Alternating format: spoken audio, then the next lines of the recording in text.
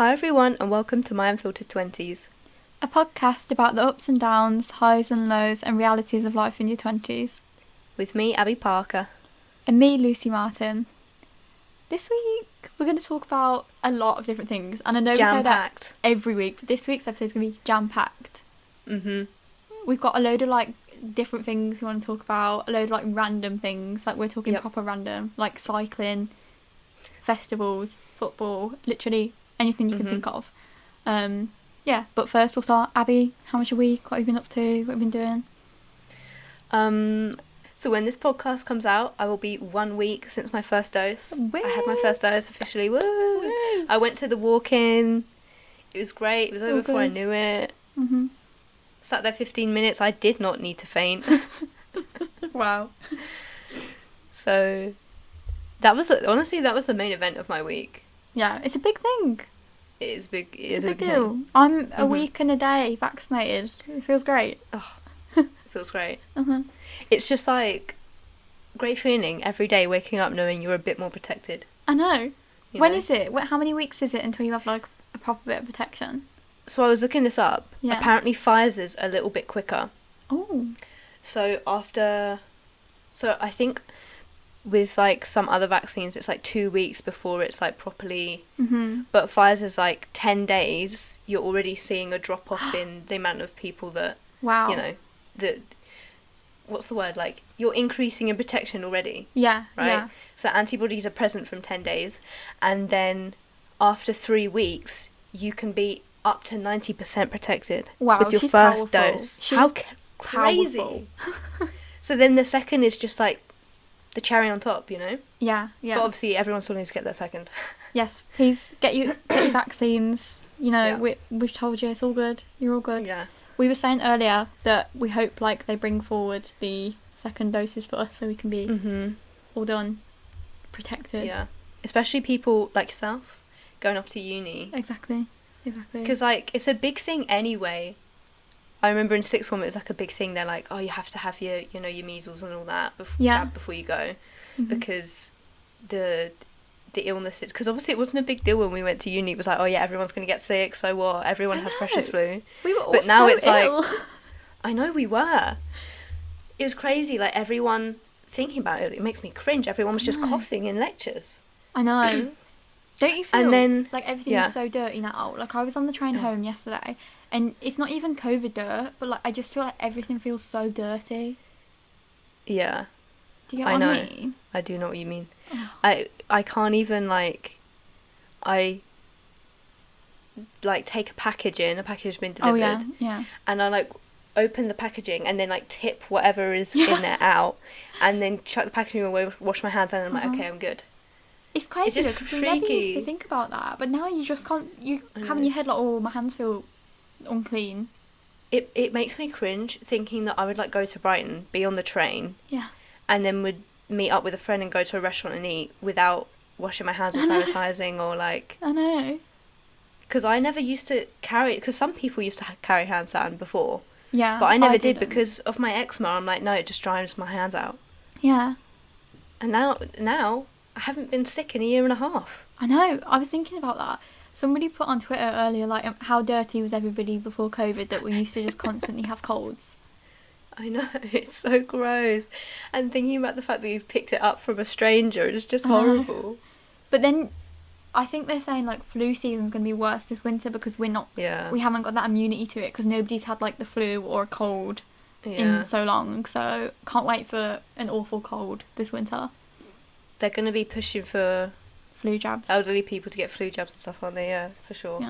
Yeah. But then also I saw, I didn't read it, but I saw an article headline about the kids, the pandemic kids, the kids have been born or were born just before the pandemic are they've got really low immunity. Yeah. Because they haven't been, some of them haven't even been outside, I know. If you live in an apartment, you're not going to go outside that much. No. I feel this leads on to one of our topics. We're going to talk about football and large events and the issues with inconsistencies. Why can't we have lectures in person next year? Why have they already said everything's going to be online when there's a stadium full of football fans? All the people who travelled from Scotland to football got COVID, and there's been festivals going on that aren't pilots. Don't want to name any names. Access Festival in Coventry or wherever it was. But yeah. So this gets me kind of riled up. Rob Beckett, right, the comedian, tweeted, and he is a huge football fan, right? He's been to a game. He was like... I watched him, he was at England or something, and I saw him at one of the games. Yeah. I was like, he was tweeting something about a funny comment his wife had made, so I was like, oh, I'm going to look on his story. His story was literally like 5 minutes long, that I couldn't even see the little tabs in his story, and I was like, I'm not watching this. Yeah. But he had tweeted, as a football fan, he was like, it's ridiculous that the stadiums are filled with people and he can't even go and watch his daughter's sports day. Yeah. That's what's crazy. Like, yeah. They were talking about cancelling my mum's sports day and all this stuff, and it's looks like, weather permitting, it's going to go ahead, but like, they weren't even going to have a sports day. I know. And that is... And there are stadiums. I know. I was never a fan of sports day, but that is crucial to, like, kids' development and stuff, isn't it? Yeah. You know? And it's just fun. It's a day where you don't have to be sat in a classroom. Exactly. I think it, as well, like, I just assumed there would be testing. You'd have to show, you know, a negative test. You'd have to have at least, like, 2 doses or a negative test, that sort of thing, because that's what they were on about for these pilots, for these festivals. But the fact that, like, 2,000 Scottish fans who came down... And you saw the pictures of the streets, what they were like, with full of people, like there was no pandemic going on. But yeah. So how did they have it? Were they not tested? Like, I don't understand. Oh God. Because now there's been a massive spike in Scotland, and it's like the highest they've had it the whole time, and I'm like, oh no, it's crazy. Seriously, isn't it? Yeah. And where you are now, so there's a huge spike, right? Yeah, because of the football. So apparently in Tamworth, where I live, the cases increased just in the town centre by 1,500% just yesterday. Oh my God. I know. And apparently it's all related to, like, the sports bars in the town centre, because people were just not distancing. So we were supposed to be going out for dinner tonight, and we've cancelled it because we're like, no, like, don't want to risk it. And I'm just not going to go out now because I just can't. Like, that is absolutely insane. And the whole time it's been fine here. We've had, like, really low cases. But the issue is everybody's quite young. So apparently only 40% of 18 to 30-year-olds here have had their vaccine, like, first dose, which I think is quite low. Okay. You know what I mean? So, not good. Yeah, that is quite low. Mm-hmm. I know, because we've been... The vaccine distribution, is that the right word? Has been really good where we are. So I was looking it up before I went, and, like, 80% of the people that live in my, like, you know, area code or whatever have had their first dose. That's well good. Which is great, but that's all age groups. Oh, yeah, that's good. Yeah. And then, but, I saw a tweet, I liked it, I saw you had liked it, right? And it's so true. It's like, it was something along the lines of, out of the whole time we've been in a pandemic, I've never known personally so many people that are isolating at the moment. No, it's really scaring me. Like, I think if we hadn't been at home this whole time, if we were in our student town, we would be isolating. Everybody I know in our student town is isolating. Everybody people I follow from, like, Oxford, Cambridge, Durham, the whole cities are just isolating because it's just going around the students. And luckily, like, if you look in Leamington, which is where our student town is, there's no cases in the over 50s, which is great. Yeah. But I'm just like, I don't want to get it. I don't want to have to keep isolating, you know, go out and then be isolating again. And it is just scary because it's like, I don't really see an end to this, like, this constant isolation. Because even if you've had the jabs, you have to isolate and stuff. Yeah. So it's just kind of worrying, you know.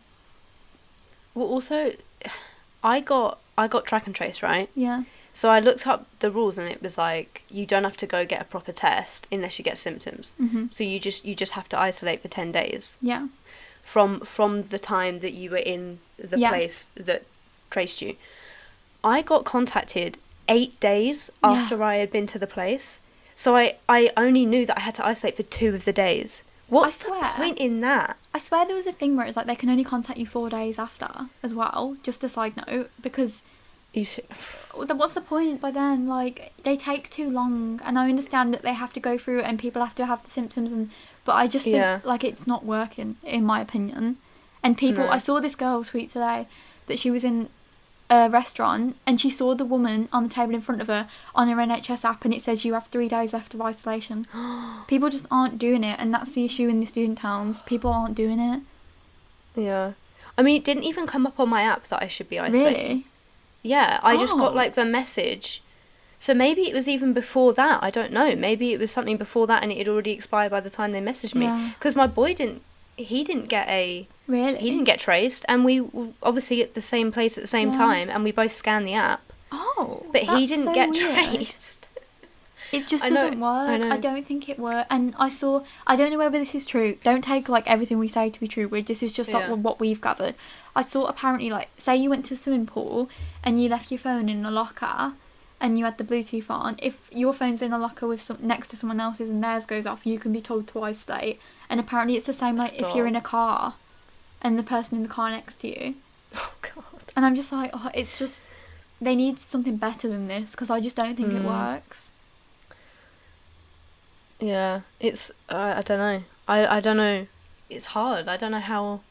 Because I'm like, I don't know how else they could do it. I know. Because in theory, it's like, wow, that's perfect. But in practice, it's just... I know. It's just not quite there. No. And this thing with school kids, like, I was watching the news the other day, and I think it was in Manchester, this woman who was teaching a class was like, there's 14 out of the 15 kids in my class off today, because they were all isolating, and apparently, like, they can't teach anything because so many people off all the time, and people are, like, going back for 1 day and then having to isolate another 10 days, and it's just, I know they're changing that. I swear from July the 19th, you only have to isolate if you're the one with symptoms in a school environment. But it's just at least chaos. My mum's been vaccinated. It's so stressful. Yeah. I do think things will get better once everyone our age has had 2 doses. Yeah. It's just waiting for that to happen, isn't it? I think I'm honestly just not going to be really careful. I'm going to be super careful. Like, not that I wasn't anyway, but, you know, I don't want to, like, go to any bars or anything until I've had, like, both doses, because it just... It worries me too much. I mean, it's... I know they've done it as quick as they can. Like, at the UK, we've done really well. Yeah. Like, it's super quick. Yeah. But people aren't, you know, our age, that have been waiting to have their fun summer for over a year. And it's like, of course people are going to go out because... They can't. I don't know. They're not... A lot of people aren't doing anything illegal. They're doing exactly what the rules allow. It's just like, if we had all had our second dose, we'd just be chilling. It's just... And it is annoying me how people are blaming young people, because it's like, of course they're the ones that are getting it. We haven't had the vaccine. Older people can't get it anymore because they've been vaccinated. It's obviously going to be going around our age group. Yeah. And then the next it will be those kids that can't even legally get it. I know. I hope this summer does good with, like, a break, with the school holidays. I hope that helps.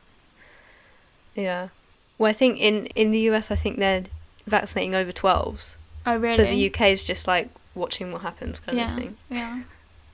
I think over 16s, surely, because, you know, there's not that much difference between a 17-year-old and an 18-year-old. Like, I don't know, though. I'm not a scientist. Don't take my word for it. Yeah. Yeah, it's just like the legal thing. Yeah. Like, even when I was doing psychology experiments, and it wasn't even like anything, we were doing a thing on the trolley problem, right? We were just asking people about the trolley problem. 16-year-olds, they're not going to be affected by that, right? Yeah. But obviously anyone over 18, we weren't allowed to collect data from because they're children. So then you have to get, like, all this extra consent and stuff, which then I had to do for my 3rd year project because we were testing 3-year-olds. Yeah. So that was fun. Yeah. But, so, I've had an email from my university next year confirming what it's going to be like, teaching-wise. Yeah. So, they've said in normal times they try and put teaching on 2 days anyway, so people can have jobs for the other 3 days of the, like, working week, which I think is good, because I'm going to try and get, like, a job in the shop or something.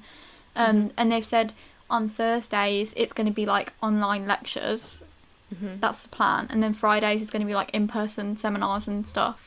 Which honestly, I'm like, okay, because I suppose it saves on transport as well. Because if they spread it out over the week, like 1 hour this day, which was what it was like all through undergrad, like an hour on Monday, an hour on Tuesday, then it means you have to travel to the uni every day. But I think I'm quite happy with that, to be honest. Like, even having a few things in person is a big improvement from this year. Yeah, I think seminars are more important to me in person as well than lectures. Yeah, 100%. And they're usually smaller groups as well, so it's chill. Yeah. So are you going to get an Oyster card? I guess. Would you do that? Is that what you do? Yeah. So then you just... all Londoners have Oyster cards. Okay. I mean, I don't, because I'm out of the zone. Okay. Although if I went from Gatwick Airport, I could travel on an Oyster card. But basically, it's just like a card. You put money on it, and then you just tap it when you're getting on the tube, and then tap it when you get off, and then it just automatically works out the price of a ticket. Can I connect my 18 to whatever rail card on it? 18, yeah. So it will be cheaper? Yeah. Okay, that's good. Yeah. 16 to 25 or whatever. Yeah, whatever it is. I need to renew that.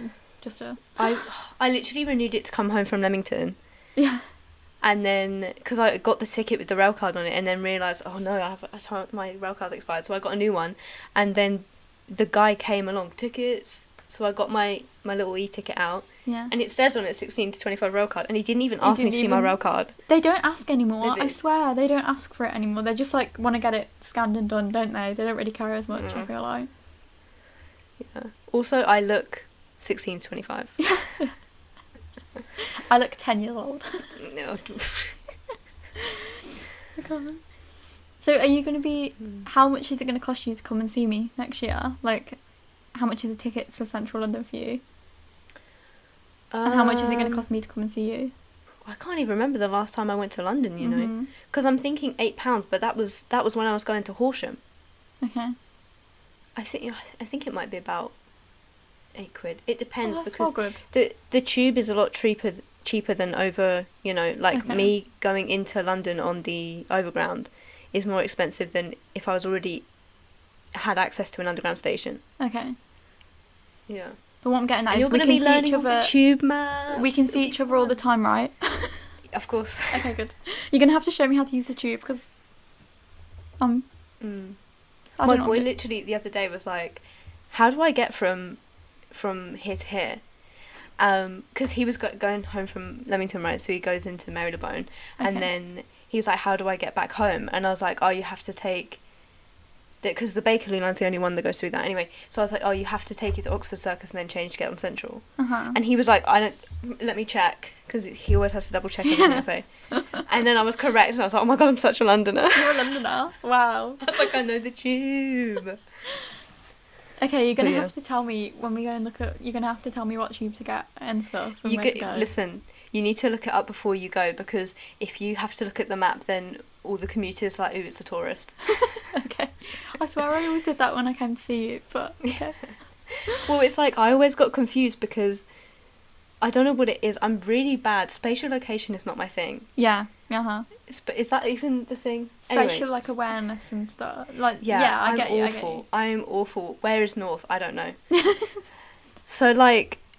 But north-southbound I can get my head around. Yeah. West-eastbound, I'm like, oh, I have no idea where I am. I have to, like, stare at the map and go, okay, so that's that. I can't rotate things in my mind. I've always had a problem with it. Even, like, year 4 maths, you know, when you just rotate a shape on a graph, I can't do it.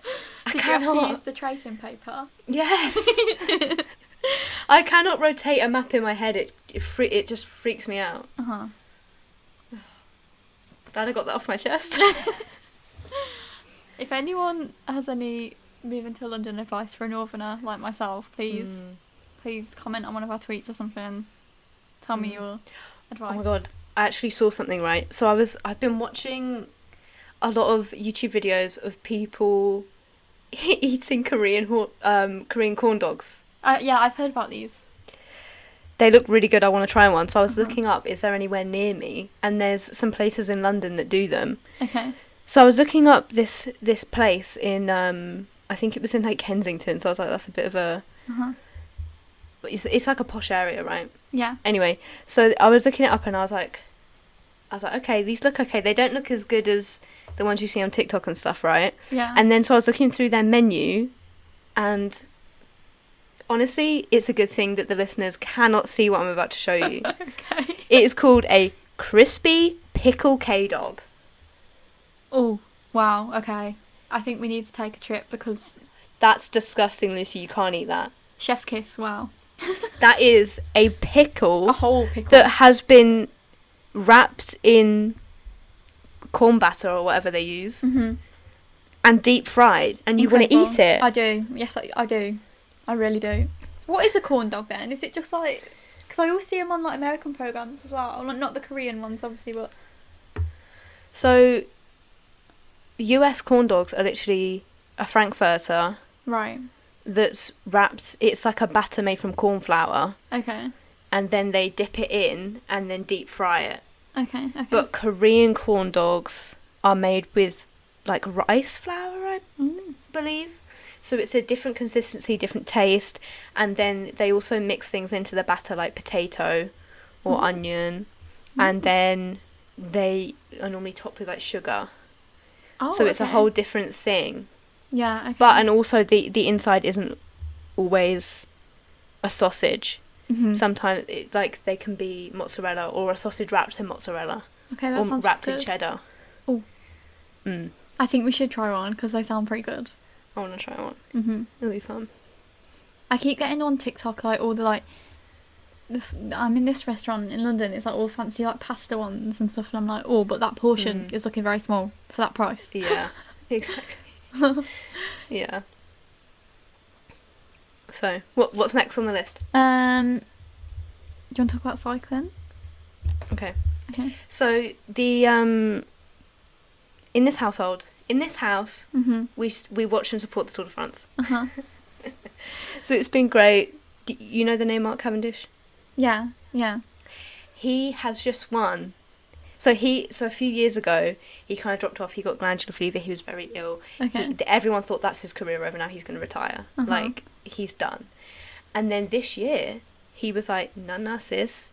And he started winning a few of these odd races. Wow. And the Tour de France is his heart and soul. Yeah. And he made the team. So he came back to Tour de France, and now he's won 2 stages, which is huge for him. Yeah. Which has brought his total Tour de France wins up to 32. Oh my god. The all-time record is held by the legend Eddie Merckx, which is 34. Okay. So everyone's like, oh, is he going to break the record? He's going to be best ever officially. So it's hard for me, though, because my favourite sprinter is Peter Sagan, and he's losing because Cap's winning, and it's like, I'm like, my heart is torn. But the biggest news is that the Europe-wide search for the woman holding the sign has been caught. So, can you start from the beginning with this, because I just saw on Twitter like apparently like a woman has disrupted the race, but I don't know what's happened. So she'd got a little cardboard sign. She was in a little yellow raincoat holding a cardboard sign, and it was like something like "Hi to my grandparents." Right? And so she was obviously so excited to be on TV and to say hi to her grandparents that she wasn't even looking at the race. She was looking at the camera, so she didn't see that her sign was obscuring the road. Oh my god. And so all the riders were together in the peloton, right, the group. Yeah. So there's like 190 riders in this group. And she takes out Tony Martin, who's like a big name. He literally knocks into this sign, so then he's knocked sideways and just takes out 90% of the peloton. Oh my god. Like they're Chaos. going over each other. It was chaos. And this was the first day of the Tour de France. First day, and it was one of the biggest crashes I've ever seen. You'd never live it down, would you? You'd literally never live it down. Exactly. She was propelled into the ditch. The riders were everywhere. There were riders going into the ditch because obviously they're trying to ride around it, and then they're like in the grass and all sorts. But she's now either been caught or like handed herself in, and she's gonna have like a €1,500 fine. Good. And there was talks of the tour like suing her, but I think big company they're like, no, we're not gonna do that. Yeah. But like, multiple bikes were broken, and each one of those bikes are like $5,000. Oh my god, honestly, she should have to pay for like a few of the bikes or something, because that is crazy. I know.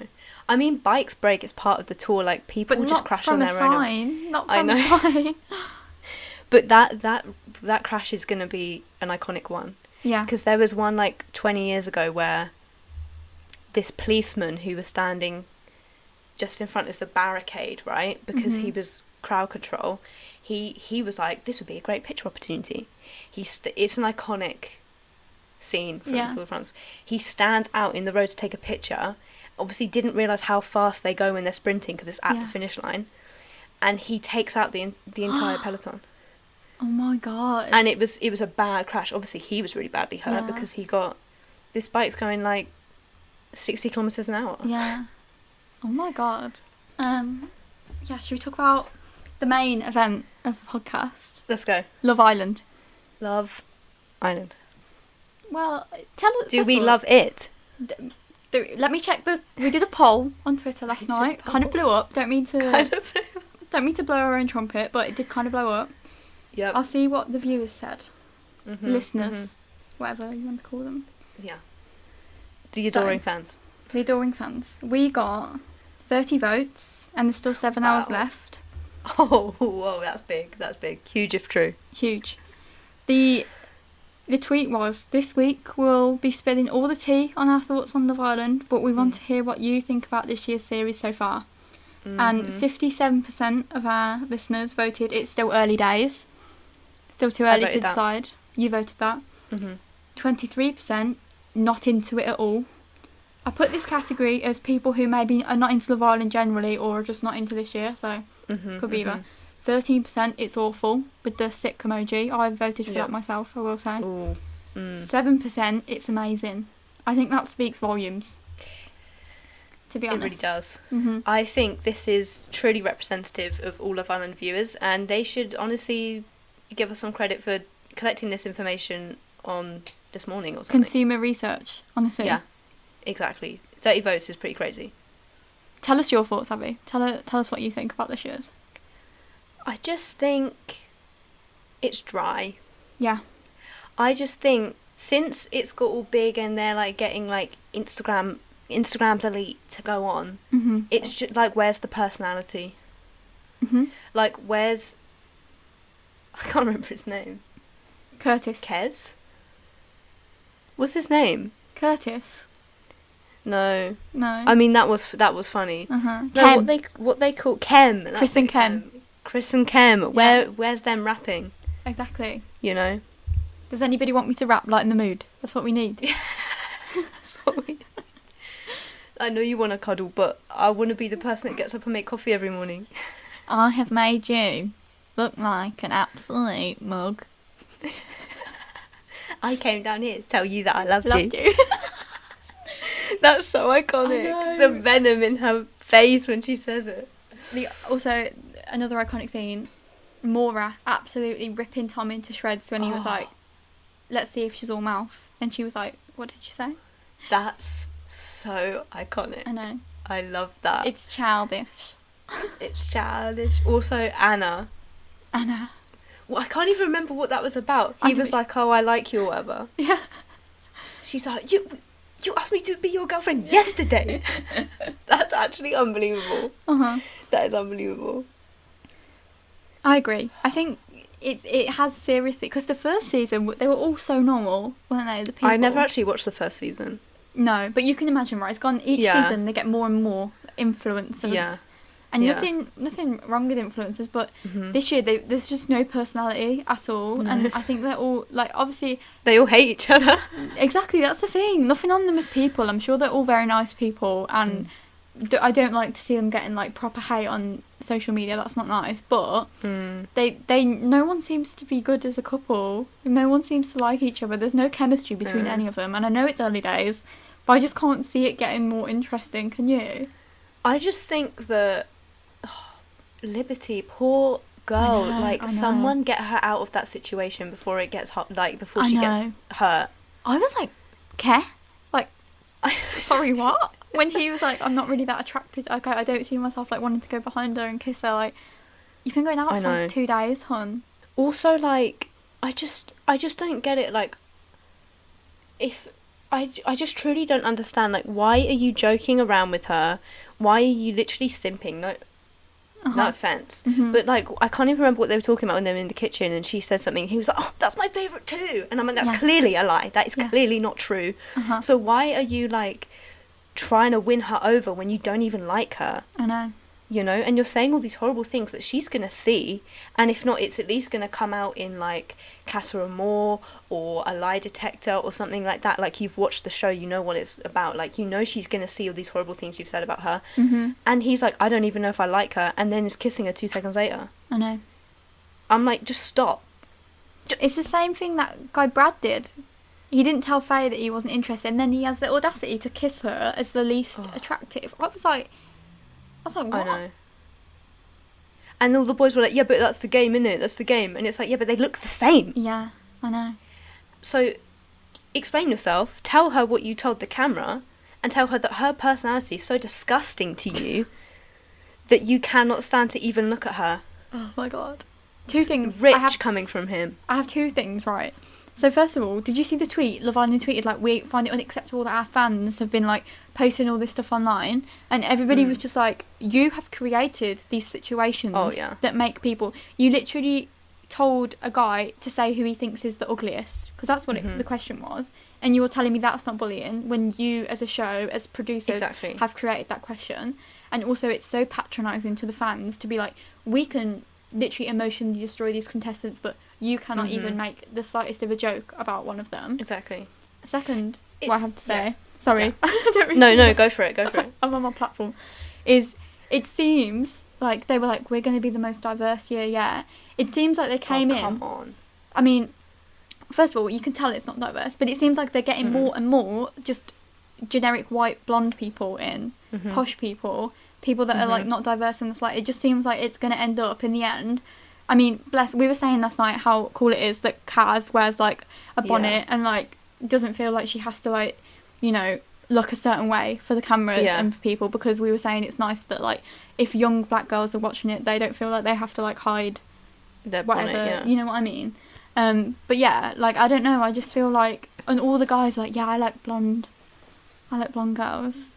You know, I don't know if this is just me, right? But it makes me really uncomfortable when people say dark features. I know. Or, I like tall, dark and handsome. What does that mean? What are you talking about? Are you talking about brown hair, or are you talking about someone's skin colour? Yeah, exactly. You know what I mean? And they're like, yeah, I mean dark, but I mean like a white person that's dark. That's what they're saying, isn't it? I feel like a lot of them, when they're saying, I want like an unnaturally tanned white man. Yeah. I don't know. It makes me uncomfortable when the people say that. I don't know what else they could... Why don't they just say tanned? Tall, tanned and handsome. Why not? If they send in another blonde girl that looks the exact same, I'm honestly turning off. They all look the same, and they got rid of Shannon. She was stunning. She was literally... What is wrong with those guys? She was literally the most incredible looking girl ever. I know, just because she didn't snog whoever's face off in the challenge. I know. And I just don't... I don't get what the point of kicking her off when then 2 guys came in and she could have hit it off with one of them. I know. I don't understand. And then, why is there like 3 people from Oxford? I know. That's not diverse. There's like 1 northern person there. I know. I was like, another one? Not another one. I know. It's like, what's going on in Oxford that everyone's like to die for? What's going on? Do I need to go? Someone was like, the Oxford Brooks to Love Island pipeline is so strong, because they all go to Oxford Brooks. It makes me laugh how they didn't say it there. Oh, I went to university in Oxford. In Oxford. Okay. What college? Oh, sorry. I was going to say that it's like Khloe Kardashian, right? You know when that... her like grandma or whatever posted a picture of her unedited, and she had it removed from the internet. People were getting sent cease and desist and all sorts to have this picture removed from the internet, because she said, I love my body, whatever, but I decided that I only want certain images of myself out there. I want to represent myself in a certain way, and I should have the freedom to do that. Okay. And it's like, sis, people Looking at you, Lucy. People post unflattering pictures of you, and you can't do anything about it. Yeah. Happened to Lucy many a time. Yeah. Anyway, I'm like, I'm sorry, but if you have to edit your picture... But this is the thing, right? She was like, I can't help that I'm held to a certain standard. And I'm like, yes, you can, because you created the standard. Your family created the standard. It's the same with Love Island. Like, you create this atmosphere of exclusivity, right? Yeah. That only the best of the best, the creme de la creme, make it onto Love Island. And then you edit the show to present them in a certain way, and then make everyone feel bad about themselves because no one I know looks like this, and no one I know acts like this, and yet here they all are being praised and blah blah blah. Yeah. So of course people are going to feel resentment towards them. Yeah. You know? And especially when people of colour aren't properly represented in the show. Yeah. I mean, well, it's this thing, the black girl is always the one black girl that they have, because they always just have one. Yeah. She's always picked last. Like we were saying this. Yeah. Like Yewande was picked last, Samira was picked last. I think Kaz was picked last. I can't remember, but I feel like she was. Yeah, she was. And then they always give less time to the conversations. Well, she's had no camera time. No. The whole show has been Chloe and Faye. Yeah. And then Sharon's like sneaks in there. I don't know, and it appears to me as well, obviously I don't know, I'm not a plastic surgeon expert, but it appears to me that Kaz is the most natural one in there. Yeah, at least, you know, had the least work done. Yeah. Like, why do they give so much airtime? They're like, oh, it's so damaging when young people feel like they have to get all this plastic surgery, like 16-year-olds want their lips done and stuff. And yet you give 90% of the screen time to people with lips bigger than anything I've ever seen in my life. I know. And they don't, like, there's no sort of acknowledgement like, oh, this is not what you have to look like and stuff. It's like, oh, if you're not as thin as all these girls and you don't have that exact body type, because they all have this exact same body type, there's no representation of like girls of different body types. Same with the guys. All the guys have got six packs. They all look the exact same. Like, you know. Yeah, bring a dad bod in. Yeah, someone put that on Twitter. I'd love to see it. Yeah. Because that new guy that's come in, the one from Wales, when he said he was 21, my jaw dropped to the floor. I know. Who do you know our age that looks like that? Johnny. Yeah. Okay, I'll take that That's one. That's the closest. Yeah. Alex, if you're listening, you know. Her boy's like, I'm off to Mallorca. Honestly, they could go in as a couple. They could just chill together by the pool. You can imagine Alex on Love Island, though. If any of our friends were to go on Love Island, if she was single, I'd vote for Alex. I know. She'd be great as well. She'd be like, yeah, sorry, I'm not having any of that. I'm not getting involved. I'm not getting involved. And all the screeching, can it stop? Oh, I hate it. You're going on a date. You're not winning the lottery. Can you, like, calm down? We were saying, actually, we think, like, because of the pandemic and lockdown, it's almost as if people have forgotten how to behave with, like, on dates and stuff. And they've forgotten, like, just generally how to behave. It's like, they're like, if the relationship is not true love in the first day, they seem to think that it's not worth any effort at all. God, I know. They write people off so quickly. Yeah. I was saying to Lucy last night, I was like, all the boys are just stuck in F-boy mode. Yeah, 100%. It is tunnel vision. They I don't think any of them are interested in a long-term relationship at all. No. I get that vibe every year, but this year even more, honestly. And the girls are just like not interested there for a free holiday. Fair enough, but this isn't what I'm here for. I know. I honestly don't know. The amount of people I've seen online, like, I saw a tweet like, I'm going to have a serious chat with myself on Sunday night whether I need to continue watching the show. I know. Oh, I know what I was going to say as well. I think it's not done them a favour that Too Hot to Handle's come out at the same time, because everybody, this season's Too Hot to Handle was incredible. You need to watch it. I binge watched the second half of it yesterday, and everyone's like, it's so much better than Love Island, and I don't think that's done Love Island a favour at all. Well, they very strategically released it like a week before Love Island started. Yeah. Which, fair play. Yeah. At least in Too Hot to Handle, they have people from like all over the world. And they're all interesting. Like, they're all like absolute like crazy people, like proper like hoes and stuff. Like, and you like want to watch them. Yeah. Like honestly though, when Shannon got dumped, I went straight onto Instagram and followed her. She already had 250,000 followers. Seriously. And all the other contestants have like 50k. Really? But I think as soon as she got dumped, everyone was like, I'm not having this, and went and followed her. Yeah. Even that. So she's set. Though, like, they all have so many followers and stuff. I remember when... Yeah. And the people, again, with all of what you were saying, the people that were on the first season looked like normal people. They just looked like people you would be friends with and see on the street. They didn't look like celebrities that are like airbrushed and stuff. Well, that's what Molly May has said now, that before she went in, she just went and got a load of filler. Yeah. For the show. Really? She was like, oh, if I'm going to be on Love Island, I'm going to need to get some filler. So she got her like jaw done and her cheeks and her lips and all sorts. And now she's had it all removed, but that was seasons ago. Yeah. So imagine the pressure that contestants today feel, that they need to change themselves in order to get on the show. Yeah, 100%.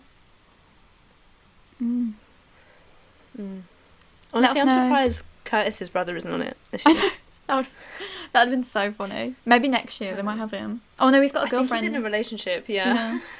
Never mind. Let us know your thoughts. Leave a reply, tweet, or a comment on Instagram or Facebook. Just let us know what you think about this year's season. But I'm telling you now, if it's another week like this, I think I'm going to stop, because I can't take it. It's so boring. I can't take... Listen, I don't like girl hate, but I can't take Chloe's voice. Oh. Brad is getting on my nerves. Jake's getting on my nerves. Toby, I'm in love with. We love him. We love Aaron. I don't mind Hugo so far. He's not done anything particularly to annoy me. He's right. Apart from being friends with Chugs, he's okay. It's true. And some jokes that don't hit. Apart from that, he's fine. But yeah, we have been a bit negative on Love Island, but like, it's fine. It's fine. We're still watching it. Yeah, we also... I love how we're like, I absolutely hate it. It's the most boring thing I've ever seen, but I'm still going to sit down to watch it at 9 p.m. every night. I love following Amber's tweets as it goes on. Yeah. Should we talk about Tala a bit? Okay, go for it. So sustainable sportswear brand, Tala. Yeah. If any of you have followed the podcast for a while, you know that we are a fan of sustainable stuff. We like sustainable clothes and stuff. I think we've talked about Tala before. Owned by Grace Beverley. Did you used to watch her YouTube? I was not aware of this, no. No. She used to be Grace Fit UK on YouTube. She went to Oxford and I used to watch her Oxford vlogs years ago. Oh. I do have some issues with her. She's just had a book come out and it's called like Working Hard, Hardly Working or something like that. Right. I don't know. Something like that vibes. And she's very like girl boss vibes, but I'm pretty sure her mum is like the curator of one of the biggest art galleries in London. And it's very like she comes across like she worked so hard, she put herself through Oxford, she's bought this like millions and millions of pound house in London, but she did come from a very, very wealthy family. I'm pretty sure she went to private school, you know, and this book about like hustling, I'm not sure, I haven't read it, don't want to comment on it. I do want to get it, but I'm not sure it's what we all need after we've just come out of a pandemic, you know, being told this is how you need to hustle more and stuff, you know. Yeah. But yeah, she owns Tala, she owns Shreddy as well, the workout app and workout equipment. But Tala's meant to be committed to like sustainable stuff, so I was kind of confused as to why they started selling on ASOS. I know. You know? This is the thing, because I bought from them in like their post-Christmas sale, or whatever, their Boxing Day sale. And the set was really nice. I think I bought a size too small, but it was fine. And then, like, it was like a long sleeve top, right? And then I lift my arms up and it would like ride up and then I'd have like fabric under my arms. But I was like, wow, you could like pay to offset your delivery. Carbon emissions and stuff, all this stuff. I was like, I love this. Chinsia was wearing one of their tops was like, great quality, I love it. I got it, great quality, love it.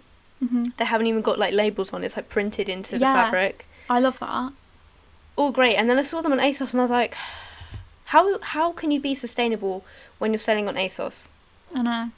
And it didn't quite... Depop as well. I know Depop is sustainable in the nature of being secondhand, but I swear that people were like, why are they working with all these big corporations and stuff, you know? Yeah.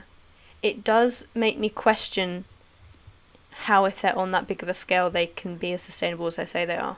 Yeah. And also, they say, like, one sec, I have a label right here. Global Recycled Standard. Perfect fit. I don't know about that.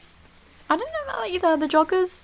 So, I do like, the quality is great, I will say that, but they're meant to be, because she's petite, Grace Beverly's like 5'2", but the joggers that I had, they were so long on me, like so long, ridiculously long, like for like someone who's 5'9" or something.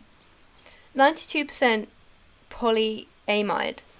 Does that sound like a sustainable fabric to you? That sounds like it's made from oil. Yeah. Let me look it up. I was kind of disappointed. I was like, oh, that's cool, it's on ASOS, because I know we are very much trying to stop fast fashion, but we do still buy a bit off ASOS because we're not millionaires. We can't afford to be buying all these sustainable brands all the time.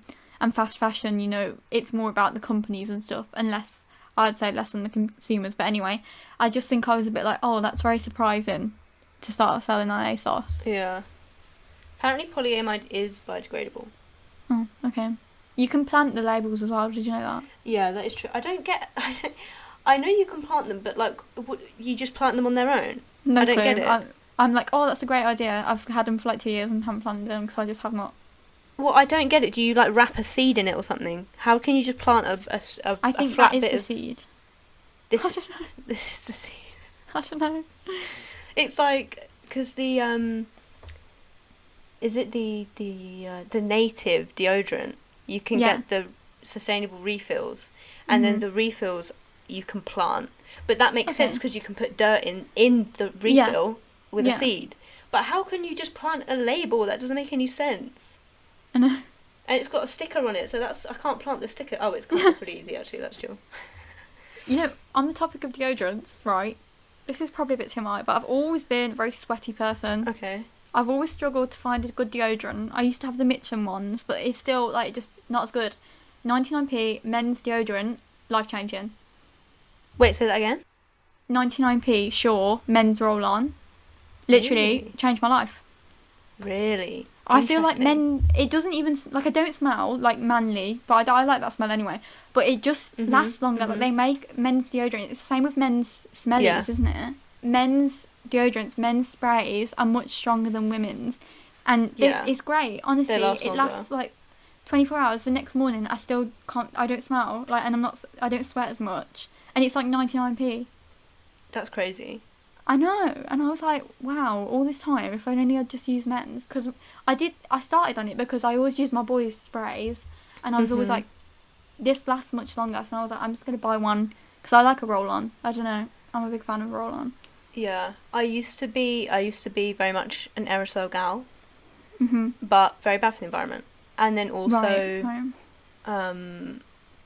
it made my breathing go. Played with my asthma. So I switched to, because I've been using Dove for years, switched to a Dove roll-on, loved it. Then recently, also just side note, polyamide is nylon. It is just nylon, so that is a synthetic oil-based, so I don't get how it's sustainable. It's a bit greenwashing. Yeah, they're greenwashing. Anyway, using a Dove roll-on, loved it. It was much better, because you know, like when you use an aerosol and you put a t-shirt on, then it's got marks on it from when you've like put it on. Hate and that. It burns a little bit when you've shaved. I swear an aerosol like burns. Is that just me? Well, you're probably holding it a bit too close to your skin. Yeah, I'm like. I saw a tweet of like, oh, my little sister's using deodorant for the first time, and she's like measuring 15 centimeters. Maybe I need to do that, honestly. But I recently started using the Frank's Body natural fragrance-free deodorant roll-on, because I thought, oh, this will be better for my eczema because the fragrance irritates my eczema. But then it was a whole thing. It was like I started getting ingrown hairs. Oh my basically, God. because it's thicker. Yeah. It blocked the pores. Oh my God. Is my assessment of the situation. Because basically I had like a little issue with my armpit, went to the docs. She was like, oh, it could be like a number of things. And I was like, oh, I used this deodorant and I thought it was blocking my pores because I was getting ingrown hairs, which I've never had an ingrown hair on my armpit. And she was like, yeah, that's probably it. So not using Frank's Body anymore. That's mad though. If you have, I don't know, if your armpits are unaffected, then like... Yeah. But also, I don't know if I trust fragrance-free deodorants. Yeah. Because you can't like smell yourself or whatever. Yeah, I get you. I've always been paranoid about smelling. Mm-hmm. So fragrance-free deodorant freaks me out too much. I would be the same, I think. I'm gonna have to test you. You're gonna have to let me smell your armpit, and I'll tell you. I actually did notice in Elite that what's she called, Menthea, she did not shave her armpits. Love that. Which I think is like a European thing. Yeah. I think over on the continent, they don't really shave their armpits. Yeah, like I feel like that is a thing. You know what I don't get? You know when people like bleach their armpits? I know. And what, people do it with all their arm hair, don't they? That is a thing. I would never shave my arms. No, because people that do it, itchy. People regret it because it grows back twice as thick as ours. Yeah, my arm hair does not need to be any thicker than it already is. Also, it's like, nobody really cares about arm hair. Everyone has it, like, you know what I mean? Not that people should care about other hair, but I just feel like I'm like, oh, can't be bothered with that with my arms. Yeah. Anyway. Yeah. Final recommendations? Not the corn ham. Oh no, didn't go well. Oh God, it was disgusting. Was it strong? You know what? I opened the packet, I tried a bit, and I was like, wow, this is incredible. Tastes like ham. Put it on a cheese sandwich with pickle, as I always do. That's what I used to do with ham. It was absolutely vile. It was like, I don't know, it had a really weird taste to it, and it was like rubbery. But I wasn't a big fan of ham anyway, so I don't know whether that was it, but just my personal, that's an anti-recommendation. Interesting. Yeah. I did, to be honest, you know what, my recommendation? Watch the Branston advert, the Branston pickle advert. Okay. It was very wholesome. Really? I was like, it's like a mum calling her daughter, she'd obviously just moved out to like go for a job, and she's like leaving a voice note, and she's like, so proud of you, hope you're doing well, blah, blah, blah. I sent you a care package, and the care package is a little Branston pickle jar. Oh, I love that. It's so cute, and then she makes herself a little sandwich while she's listening to the voice note. It's so cute. Oh. Yeah. Cute. I don't know what else I'd recommend this week, honestly. I haven't done anything. Yeah. Well, thank you for listening, everybody. Apologies, it's a little bit, I think it'll be a good length, but I'm starving. Yeah. No, it'll be fine. It'll be fine. Yeah. Thank you for listening. Tell us what you think about Love Island this year. We'll give you another update next week. We'll see how it's been. Hopefully it's been a good week of Love Island, but we'll see. Yeah.